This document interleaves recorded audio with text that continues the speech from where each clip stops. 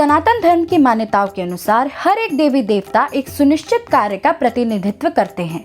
जैसे कुबेर धन के देवता हैं, धन्वंतरी जी आरोग्य के देवता हैं, ऐसे ही शनि है कलयुग के न्यायाधीश। दृष्टिकोण सीजन 1 के फाइनल एपिसोड में हम स्कंद पुराण से आपके लिए लेकर के आए हैं सूर्यपुत्र शनिदेव की और सूर्यपुत्र कर्ण की कहानी। और साथ ही हम आपको ये भी बताएंगे कि कैसे बने शनिदेव न्याय के देवता। माना जाता है कि शनिदेव ने ही कर्ण के रूप में मनुष्य अवतार लिया था। तो क्या ये सच है? आज की अनसुनी गाथा हमें ये ही बताएगी। काशी खंड स्कंद पुराण के अनुसार सूर्यदेव ने विश्वकर्मा की पुत्री संज्ञा से विवाह किया था, जिन्हें संजना भी कहा जाता है। संज्ञा के 2 पुत्र हुए, शनि और यम, और एक पुत्री हुई यमुना। संज्ञा सूर्यदेव का तेज सहन नहीं कर पाती थी।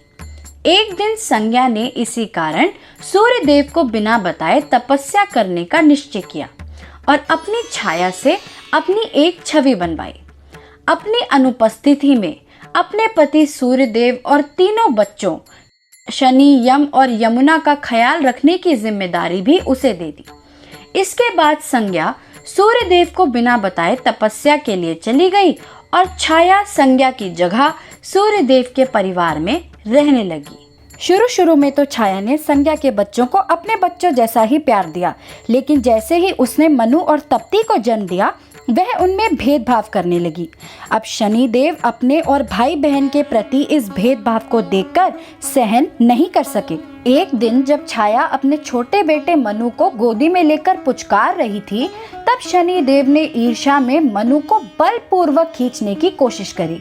इस पे छाया ने शनि को डांटा तो गुस्से में आकर शनि ने अपनी मां को लात से मारने की कोशिश की।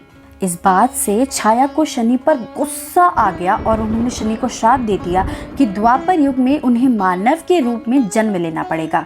शनि को अपने भाई बहनों से दूर रहना होगा और साथ ही वह एक ऐसी महिला के पास जन्म लेंगे जिसका विवाह ही ना हुआ हो।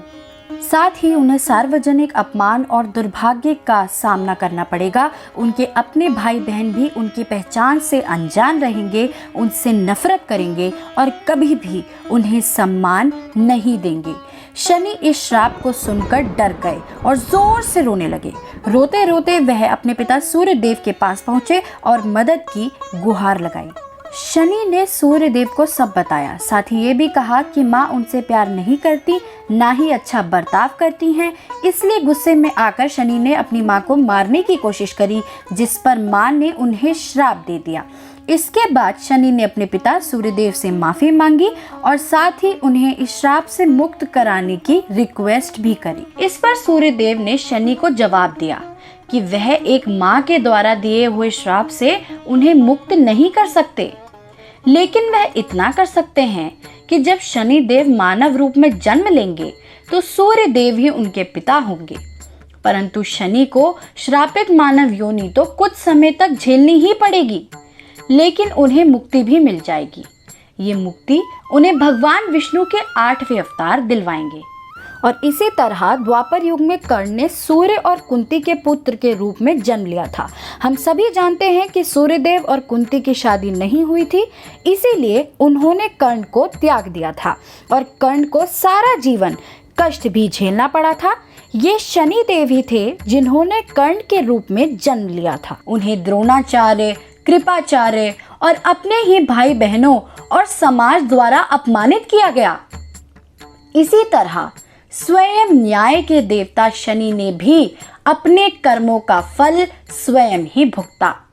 दोस्तों, इसके अलावा शनि महात्म्य श्रीमद् भागवत पुराण के अनुसार एक और कथन है जो ये बताता है कि कर्ण शनि देव का मानवीय स्वरूप थे।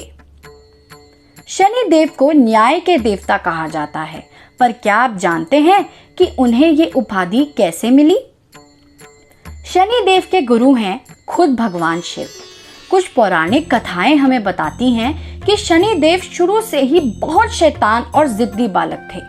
उनके पिता सूर्यदेव उनकी इस आदत से काफी परेशान रहते थे।